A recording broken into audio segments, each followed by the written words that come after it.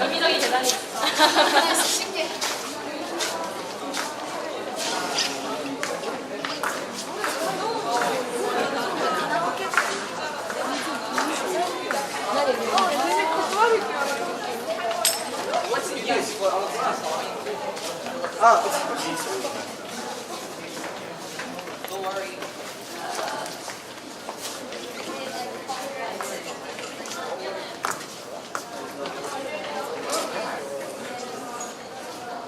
What they say?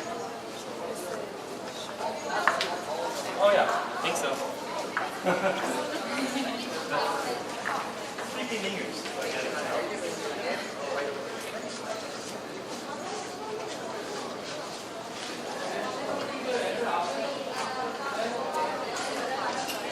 어제 다시 안 왔지? 바로 들어갔지?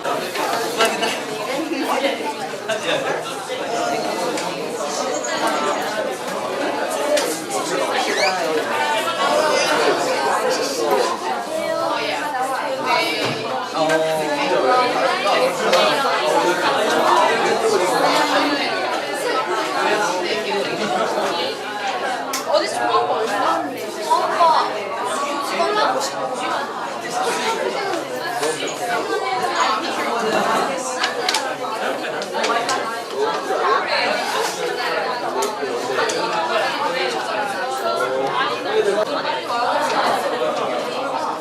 이런 거는 근데 교직원들 앞에 안 쓰는 거 같아. 교직원들이야. 우리가 아파가지고 우리 옆에 줄 서치는 거 아니면 입주란줄 보여야 돼. 아이 봐봐 이거. 이 라인에 오면 생주를 이렇게 보내.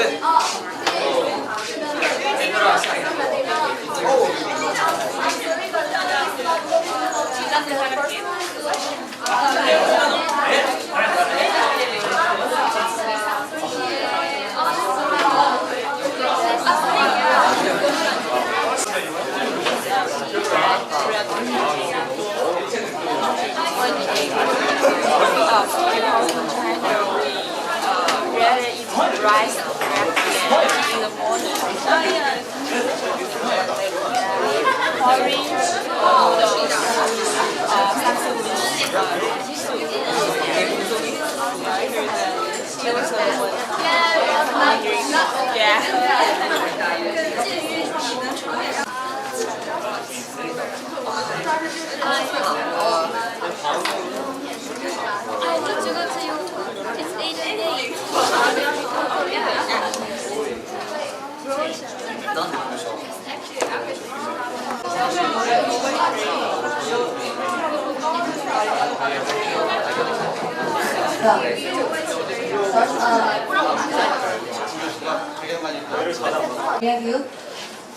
Why is the reason why the integration among the economic part is important.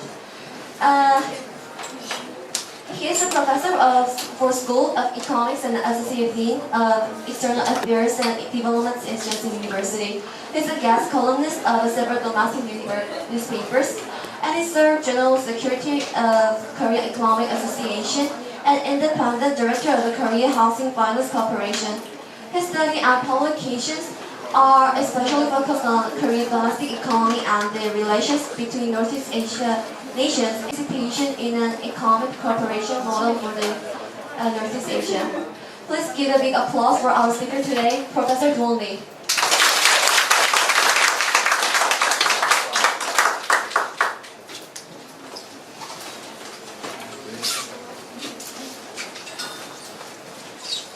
Hey, good to see you all.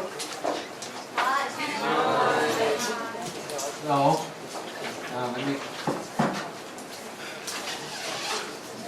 Topic of the presentation is, can you see the slide?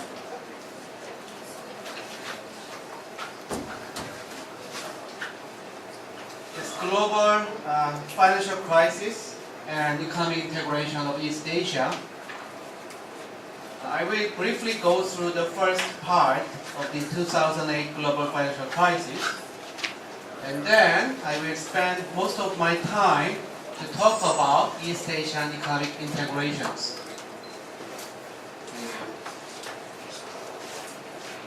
Well, I will try to focus my attention to Korean perspective, but I will also try to introduce some issues and perspectives that are related to Japan and China as well. Well, as you know, from this third quarter of 2008, the global economy is undergoing financial crisis. Relatively speaking, Australia get the benefits. So other than Australia, I can tell you that Korea actually recorded the best recovery among the OECD countries. Of course, Korea is no match to China in terms of the growth rate, but China is an emerging economy which still has a lot of room to grow. Well, this is the contribution of growth. Again, the growth was driven by net export, which is trade surplus. And a lot of trade surplus went to Asian countries and China. If you just look at last year, the biggest surplus came from trade with China. Goals here, but as we experience this crisis, once again we realize how vulnerable the Korean economy is to external shocks, especially shocks from Europe and USA. So whenever they have a problem in USA or Europe, economy like Korea have to suffer from financial shocks and export and trade shocks. And one of the ways to avoid these kinds of vulnerability is to expand our economic relationship within East Asia, so that East Asian countries can grow together without worrying much about external shocks that come from West European countries and USA. And in that sense, I'm telling you, undergoing recession, Chinese export to USA suffered, and when China suffered, Korea's export to China decreased as well. So everything moved together. The business cycle of USA, Europe, China, and Korea moved together. That's a synchronized economy. But when our economic cycle synchronized with these external economies, it's very difficult to maintain stable and sustainable and resilient. One picture that shows the vulnerability of this East Asian economy is the ratio of consumption over GDP. This is the Chinese ratio of consumption department store, and they consume like crazy. About more than 50% of the luxury brands in Korean department store are sold to Chinese tourists these days. Poor professor like me cannot afford. But, so it is true that they increase consumption rapidly.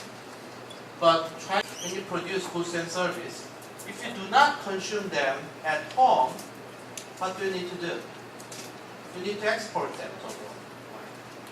So you have to rely on external demand to sell your goods and service.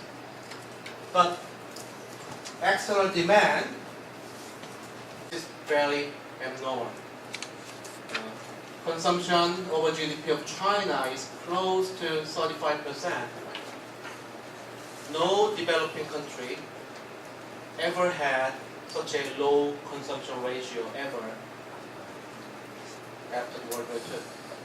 No, it has become a fashion after the middle of 1990s.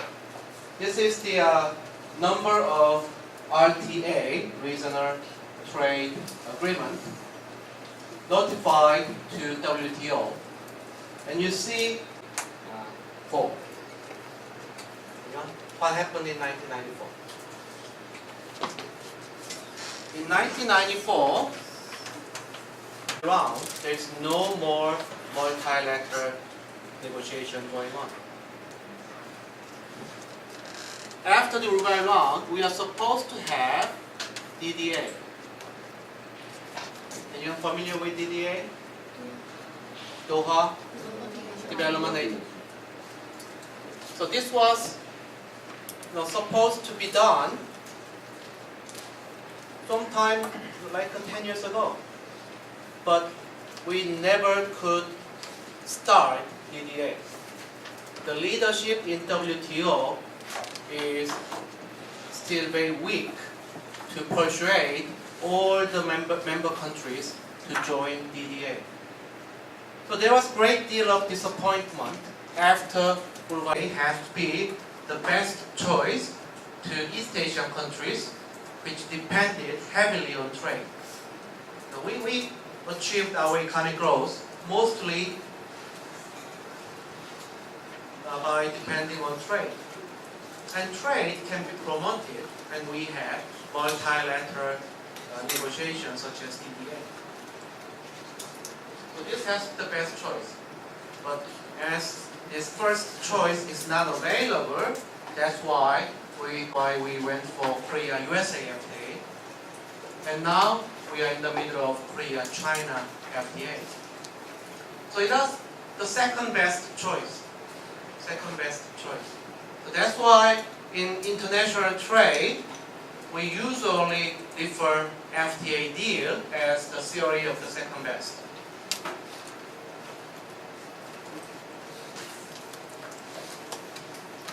Well, simply speaking, FTA, free trade agreement, free trade and investment agreement, that's liberalization agreement. When we set up FTA with Europe, it means that we liberalize our trade and investment regime with Europe. So the effect of integrate your economy with each other, usually you can also share your security concern as well. So, for example, if we set up FTA with China and we exchange more trade with China and more investment with China, probably definitely Korea's trade with Chile will increase. So more trade will be created between Korea and Chile. There got to be a better example, but my example is wine industry. I picked up wine industry. To trade diversion, the better it is.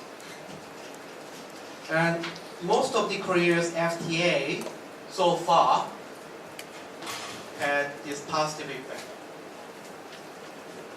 And then we have some dynamic effects. The dynamic in the long term, because dynamic effects are effects we can expect as we go through structural changes. Because of trade and investment liberalizations, Korean economy will go through structural change, and these structural change will bring about dynamic effects. First of all, economies of scale. That is probably the key reason for Korea. So domestic automobile producers in Korea are facing more competition, and in order to survive in the competition, they have to be more competitive. You cannot expect competitiveness without competition. Competition brings about competitiveness. As you have integrations. So in general, that's the benefit of FTAs. But why we need it in East Asia? First of all, we don't have it, members. And even though we have integration between Korea and ASEAN, this integration is rather loose. This is not exactly a comprehensive and profound integration. So, unless we have institutional framework of integration, there is a limitation to expand trade and investment among these countries. And without this institutional integration, and the second point is also important too. We have some integration like Korea, ASEAN, and China, ASEAN, FTA. But most of the integration focused on manufacturing sector only. Now we need to expand it over to the service sector, which can be the driving forces of economic growth in the future.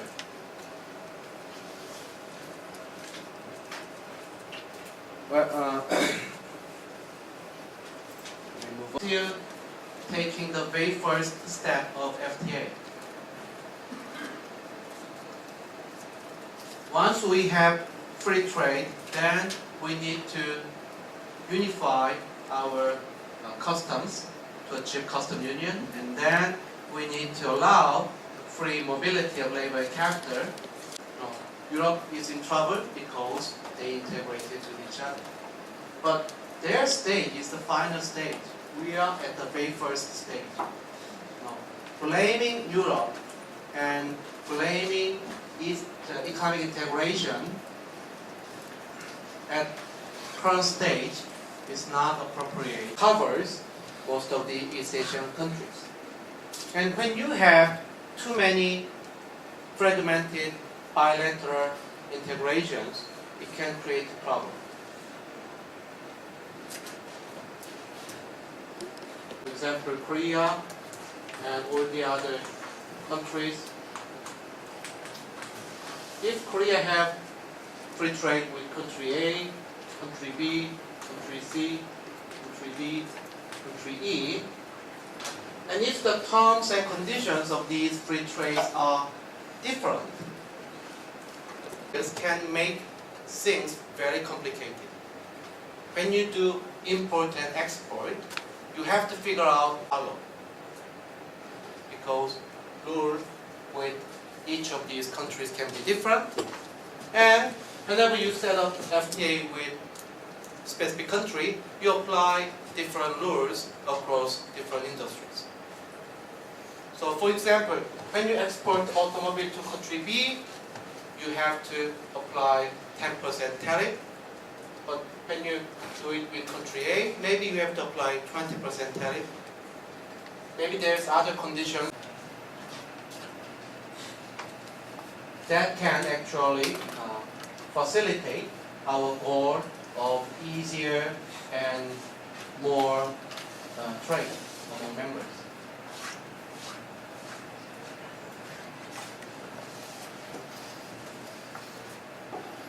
So that's the argument behind the necessity of the increase in two industries. If you look at those industries that is favored by China, they are textiles and non-ferrous metals. They are labor-intensive industries and primary industry. So generally speaking, in terms of the manufacturing sector, maybe Korea will increase high value-added agricultural product to China. So probably these Chinese consumers who love to eat Korean food, they will import more of the high value-added Korean agricultural product. So both sides disagreed on the effects of agricultural market liberalization, not as Koreans. So then we have some questions.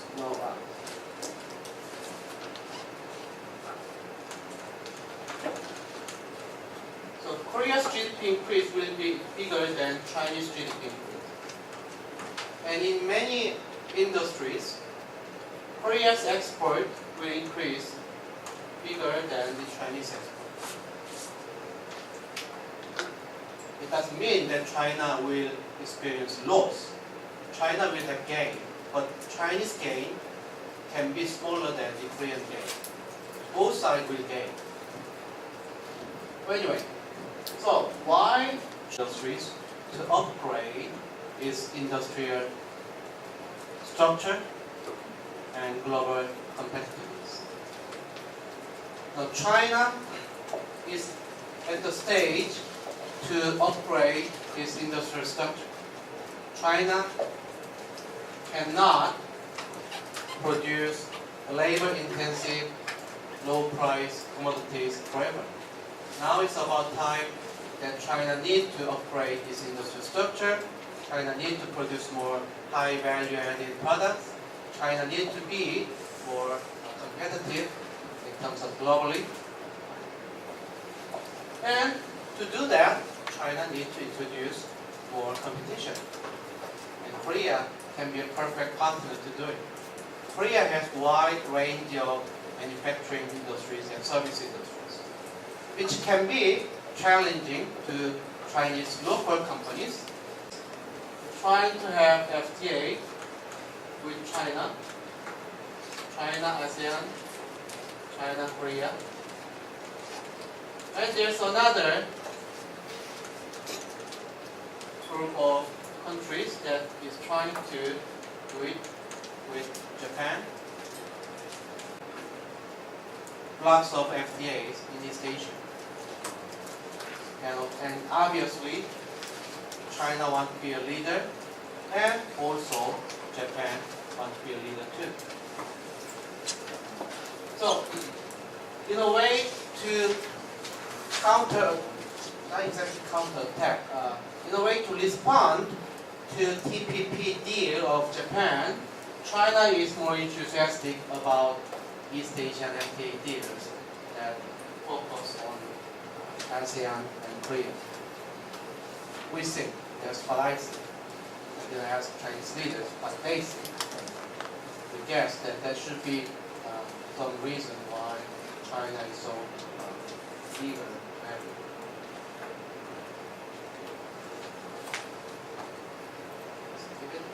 This classification of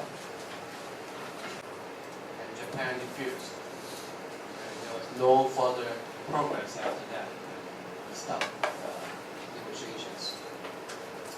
So after the talk was stopped in 2006, there was no more talk with Japan until recently. After Korea announced that Korea will have negotiation with China, and then we expect very little benefit out of free trade. So again, free trade in agriculture sector, that was always the problem, and it will be the problem when we have it in the future. Non-tariff barriers. Most of the trade liberalization focus on tariff barriers, but in East Asia we do have a lot of non-tariff barriers. We do have a lot of Japan is enjoying $34 billion surplus. Actually, Japan enjoys surplus from all three major countries of Korea, USA.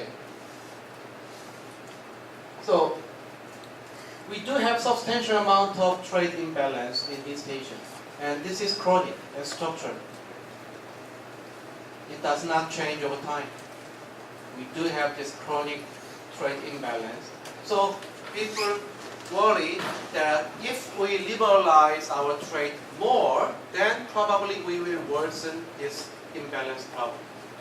So that's I have a question that what can we learn from EU and in terms of current situation, current crisis? Thank you.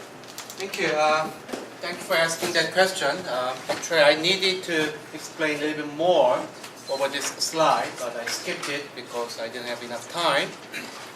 As I told you, EU has come all the way from FTA deal all the way to final integration. But they are now in trouble. But if you look at their stage up here, Economic Union or EC, European Commission, that's very successful. Until they come here, they expanded trade with each other, they cooperated, they coordinated their policies with each other, they gradually increased the exchange of laborers, capitals, industries, ideas, and more than anything else, they achieve very stable economic growth by depending on each other, not depending on outside world. It's a very stable and resilient system. So up to here, they are successful. So, as we are only at the beginning stage, I think we need to follow EU example up to here. But then, when they come from here to here, they made serious mistake. As they fully integrate their economy, they introduced euro.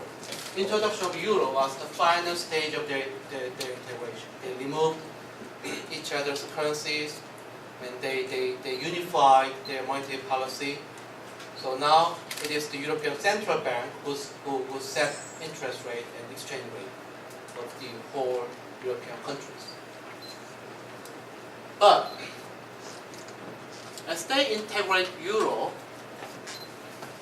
and as they unify their monetary policy under European Central Bank, they did not unify fiscal policy.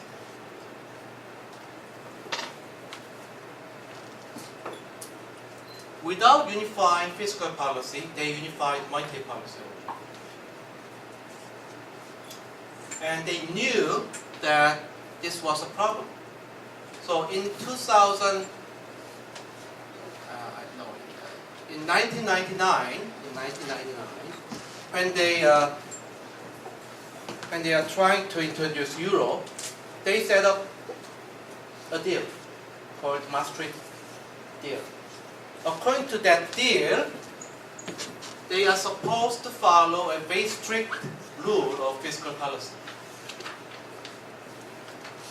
That rule was no country should have a government budget deficit bigger than 3% of GDP. And no country should have national debt bigger than 60% of GDP. They set up this rule called Fiscal Stability Pact. And they believe that if every member follows this rule, then they don't need to unify fiscal policy and they can keep euro. The problem was, after 2001, nobody followed this rule. Even Germany, the strongest country in Europe, even Germany didn't follow this rule. When German economy goes through recession, German government also had government budget deficit bigger than 3%. Not to mention a country like Greece. Greece chronically had government budget deficit. Never followed the rule. So that was the problem. As they fully integrate their economy and introduce single currency, they were supposed to have one fiscal policy or very strict fiscal policy rules. So this can be the lesson we can learn, but do you know how long it took for Europe to come all the way from here to here? Almost 50 years. The beginning of European integration began in the early 1950s, and it took almost 50 years to get here. So this is the concern we need to worry maybe after 4 or 5 decades. Please do not forget the lesson after 40 years or 50 years when you guys will be in charge.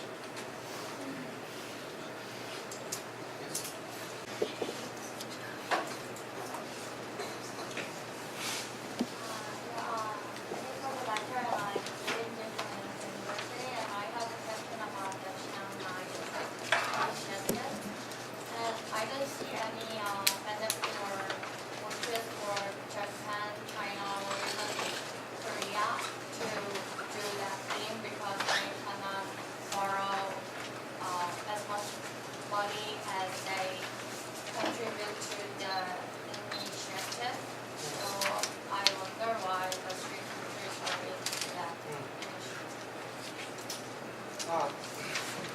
Yes, that's right.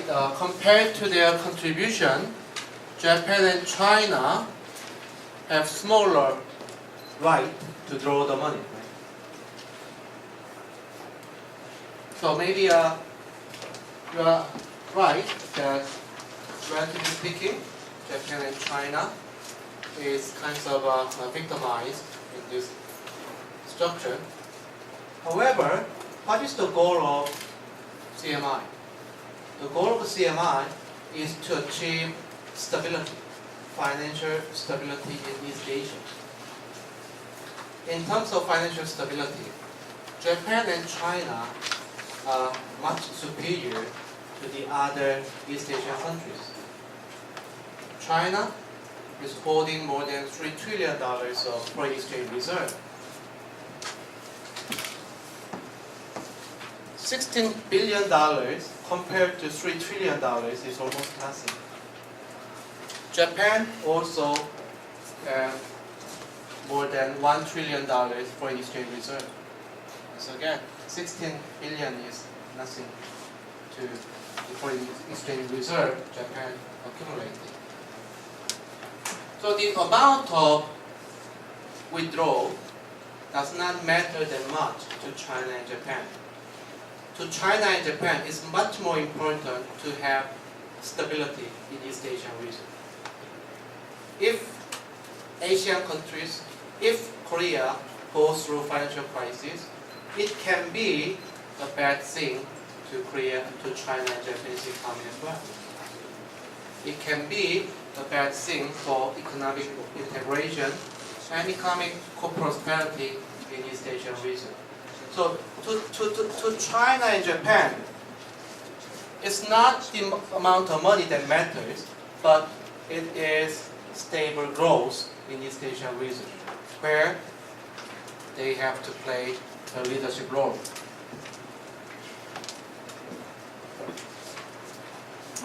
And that's why they were very happy to contribute more than they draw. Actually, there was a competition between China and Japan to contribute. Even though their right to withdraw was small, they still wanted to pay more because they want to be a leader. So Japan said that we are richer than most of you guys, so we will pay more. And China says we are bigger than you, so we will pay more. There was a competition to pay even more than $32 billion. So we had to let them to pay equal amount.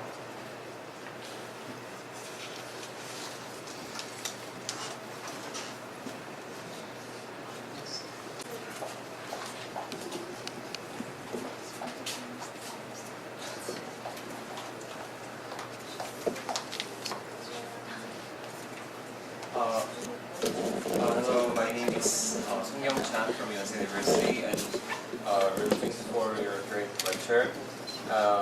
Actually, I wanted to ask the same question with Inji, but I want to add two more questions, and I want to know what does the right of vote exactly mean, and also I want to ask what is your opinion to the best way to establish Korean won into internationally transacted currency. It was too quick, so I could not get on that point. So can you explain for that, please? Okay, the right to vote, but basically that's the decision-making mechanism of CMI. So, for example, let's suppose that some country in ASEAN got into trouble. Let's suppose that Philippines got into a crisis. So Philippines asked CMI to lend some money. Then we have to decide whether we will provide crisis loan to Philippines or not. So at the time of decision making, they have to vote. If you look at this voting structure, Korea is actually at a very disadvantageous position. The other three regions have much bigger share. So once two parties cooperate with each other, they can easily have more than 50% vote. But not Korea. Even though Korea cooperate with one of the other three parties, Korea still cannot have more than 50% vote. So anyway, the voting right, that's the decision-making mechanism. And there should be a lot of decisions to make in the future. And actually, your second question was my last topic, but I skipped it because it really has to be a long-term goal. Well, one of the long-term goals of Korea is to establish Korean currency as internationally transacted currency, like Japanese yen or US dollar, European euro, because that should be the way to prevent future financial crisis. As I told you, in 2008 crisis, foreign investors who used to invest their money in Korean stock market, they poured their money within just 6 months as much as $60 billion. And they left Korea. Why? They knew that Korean stock market will revive. They knew that Korean economy is much better shape than the other OECD countries. But still, they pulled their money out of Korea. Because Korean currency is not internationally transacted currency. At the time of peaceful prosperity, you can always enjoy good return from your investment into Korean stock market. But at the time of a crisis, suddenly they want to find much safer place to put their money.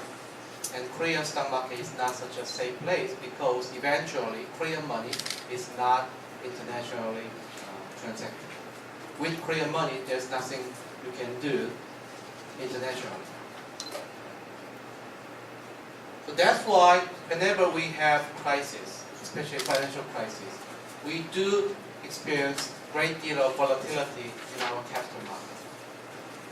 Unlike some other advanced countries. And that's why Bank of Korea have this very long-term goal of establishing Korean currency as international currency, but there are lots of things we need to do. But before we do that, I think Chinese will try to do it first. And China has already began to do it.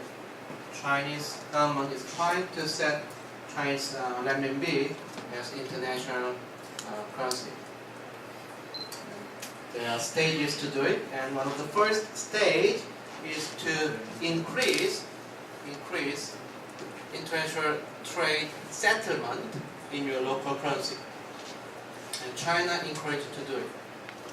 When Korea trade with China, so far we have settled the trade deal in US dollar mostly. But now recently, Chinese government asked Korean trading partners to settle the deal in Chinese renminbi. So more and more trade are settled in Chinese currency. And that way, Chinese government is trying to increase the use of Chinese currency internationally. And there are stages to do it, but I think China is getting into the first stage, and they will eventually increase their exposure to international transactions. Okay.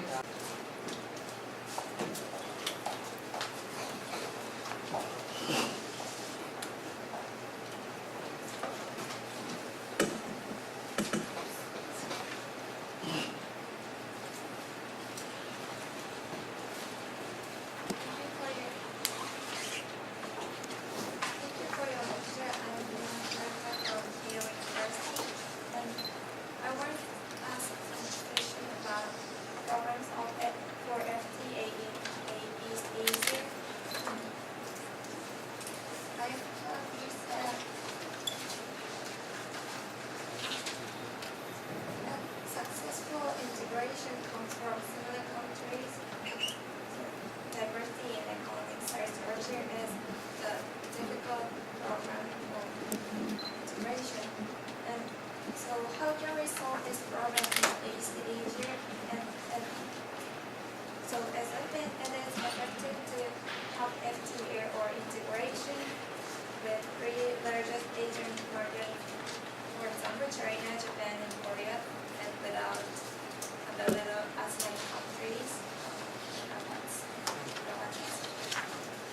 Yes, if there are too much diversities among member countries, the positive effects of FTA can be minimized.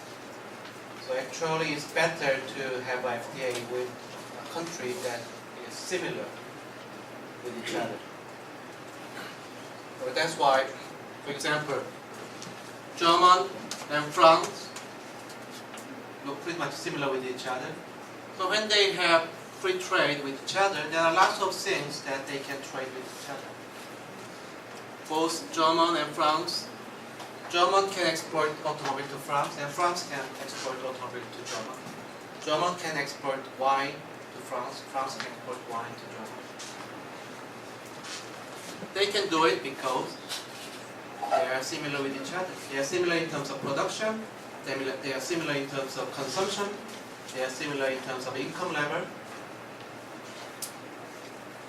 But if, for example, a country like Germany and France set up FTA with a very different country, I don't know, Bangladesh maybe, which is smaller, poorer, and has very different production structure. Right? There's not much thing to buy and sell with each other. Bangladesh consumers, they are not rich enough to buy German automobile. They are not, sophisticated enough to buy French wines. And they do not produce that many things that can sell to Germany or France. That's why we need to have FTA with similar countries, and that is exactly why we have to invite Korea, China, and Japan to East Asian FTAs. East Asian FTAs so far was FTA with many different countries with many different terms and conditions. But once we invite these three countries into East Asia and unify the terms and conditions, then it can be much more meaningful FTAs. And gradually, the economic size and income level and economic structures of East Asian countries are converging with each other. Chinese income level is catching up very fast. Korean industrial structure is already pretty much similar with Japanese industrial structure, and China is trying to do it as well. A lot of East Asian countries, they also have increased their size and income level too. So there's a great deal of convergence among East Asian countries, and that will be good eventually. But having a fragmented FTAs, just like the one we have today, is not going to solve this problem. That's why we have to have three big economies in this deal. Anything else? Yes? Thank you for your presentation. I'm YKRF from the university. I have two questions. The first one is you mentioned about Korea not enthusiastic with participating in TPP. In my opinion, I think it's because Korea has already had FTA with America, and also Korea doesn't want to get FTA with Japan because we are competing with in same field. So it's my opinion. So can I hear your opinion about it? And second one is you mentioned about Japan wants to be a leader in TPP, but I think it's impossible, and Japan doesn't want to be a leader. So can I hear why do you think so? Well, first of all, the Korea-Japan FTA. Well, it is true that there are people inside Korea who are not that enthusiastic about Korea-Japan FTA because we fear that Japanese companies, many Japanese companies are superior to Korean companies in terms of their technologies. In fact, in 2006, when Korea-Japan FTA negotiation broke down, we had many such skeptical opinions inside Korea. The deal broke down because of the agriculture sector, but many Koreans also welcomed the broke down of the deal because of such a concern. But now things have changed. It seems like that Korean companies and Korean government are more confident that we can compete with Japanese industries in almost every field. And we need to do it. And we are already competing with Japanese companies all over the world. So why not inside Korea? And already much of the Korean market is open to the Japanese companies too. Our electronics market, automotive market is already open. We will simply liberalize just a little bit more of our market to Japanese companies. So things have been changed from 2006. Now, much of the skeptics we had inside Korea against Korea-Japan FTA have been disappeared. So once again, it is agriculture sector which still is dragging our faith on Korea-Japan FTAs. And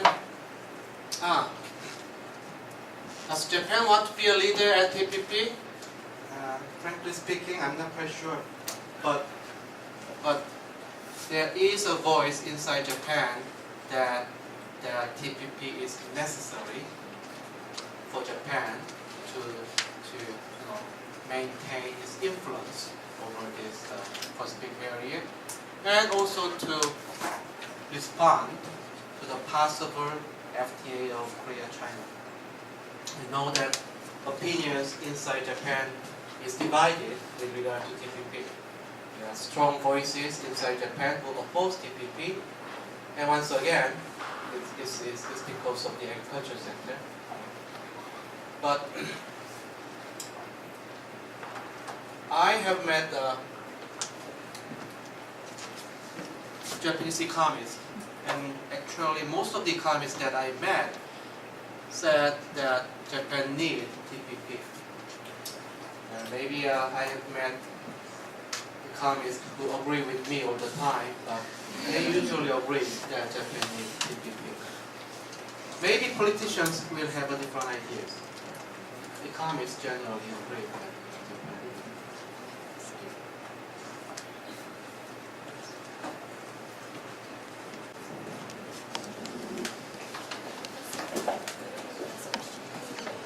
Yes, I think this is going to be the last question.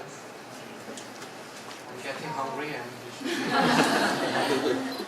Thank you for your lecture. My name is Marjorie and I come from Korea University. Actually, I want to ask one question. I'm not major in economics, so I'm not quite sure why you put labor and capital movement a problem for FTA in this issue. Don't you think it may be a good thing? Maybe it can increase the globalization of economics. Maybe it can enhance the relationship of China, Japan, and Korea. That's my opinion. Well, that's a very good question. That's a question that many economists are trying to answer. By the way, capital is already moving rather freely among Korea, Japan, and not exactly China. Chinese capital market is still closed to foreign investors. But eventually, I think they will open. So relatively speaking, capital is moving freely among these three countries. But it's usually the labor which is problem. So theoretically speaking, it's better to have free mobility of labor among countries. That will actually improve the resource allocations, that will improve the income of developing country like China, who can export labor, and that can also lower the production cost in a country like Korea or Japan. But usually, labor mobility, that's not exactly economic concern. It's a social and political concern. And a lot of people worry about free mobility of labor because it can create some social problems, political problems eventually. So actually we accept foreign laborers right now. Officially in Korea we have about 500,000 foreign laborers in Korean labor market, and the number is increasing. I do not know the exact number for Japan, but Japan should have more than 1 million foreign laborers in Japanese labor market. But they say that once we have FTA, once we integrate East Asia, we have to increase this labor mobility more. So I think we will eventually do it, but probably not as much as Europeans do. Europeans have less obstacle to labor mobility. First of all, their income level is relatively similar with each other. Their culture, and they do have less language barriers than we do. Many Italians speak Spanish, and many Spanish speak Italian. But we do have culture and more language barriers and income gap barriers in East Asia. So until we resolve it, I don't think we will fully allow labor mobility. But the general direction is to increase it more. I think we will have to be ready to incorporate more foreign laborers, more East Asian laborers in Korean labor market and also in Japanese labor market. So I'm telling you that it's not exactly a problem in terms of economics, but it's a concern in terms of sociology and politics. Okay, last question? Okay, the real. Professor, I'm a student from Fudan University, and I have two questions. The first question is about trade imbalance. As I know that trade deficit is a very serious and obvious problem between China and Korea. So my question is there any practical and efficient solutions to this situation? My second question is about capital investment in China. In the early stage, the investment from Korea in China is increasing almost year by year, especially in the north part of China. But in recent years, it seems that the trend is declining. And my question is, what are the major factors behind this development? Thank you. Well, trade has always been a serious problem. Sometimes it has become a source of dispute between countries. But there are a couple of ways to correct trade imbalance. One is exchange rate. As we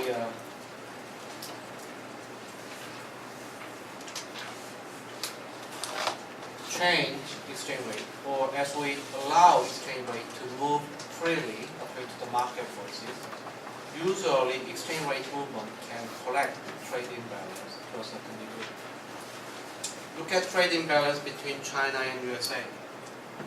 We still have large imbalance, but if you look at the recent trend, it's decreasing. Why? Because Chinese renminbi has been appreciated over US dollars gradually. So even though it takes time, exchange rate movement can correct trade imbalance in the long term. And in that regard, Korean exchange rate will appreciate in the near future. And if that happens, that is going to play a positive role to reduce the imbalance between Korea and China. So exchange rate is one thing. And second, once again, it is how you increase your domestic consumption. One of the reasons why China has so much trade surplus with USA is that Chinese consumers, they spend little on consumption and US consumers spend a lot more on consumption. So US, simply speaking, US needs to import more and Chinese need to export more. So another way to correct trade imbalance is to increase domestic consumption and reduce the dependence on export for trade. In the long term, I think East Asian countries, we need to do it as well, so that we can eventually rely more on our internal investment and internal consumption and correct the trade imbalance. So too much imbalance and structural imbalance is not good for both countries. And some people think that having trade surplus is always good, but too much surplus over a long period of time can be a problem too. And with regard to the investment from Korea to China, I'm not quite sure whether the recent trend was decreasing, but it depends on a lot of other factors. It depends on Korea's internal domestic economic situations. It depends on production cost in China, and it depends on, for example, deals like FTA, whether we have free agreement or not. So it's difficult to tell whether one or two factors determines Korea's investment into China.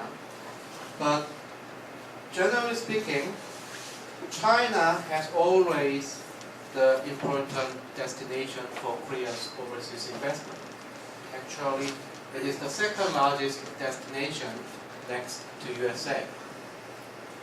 And even though the pattern of investment is changing, I think China will remain as the most important FDI destination, at least in the medium term. But the pattern can change. In the past, many small and medium-sized companies in Korea, they moved their facility from Korea to China in order to take advantage of cheap labor of China. But Chinese labor is not cheap anymore. It's getting more and more expensive. So the investment pattern has been changing. Now more and more sophisticated investment is made in China, and a lot of products that we produce in China are sold inside China. That's another changing pattern. In the past, we invested into China and produced something in China and then export it to USA. The so-called processing trade was the general pattern in the past. But now it is changing gradually, and more production we make inside China are sold inside China. And the trade pattern is getting more, investment pattern is getting more sophisticated. Okay, I think I will really have to stop here, and thank you for your attention and enjoy the rest of the forum. Thank you.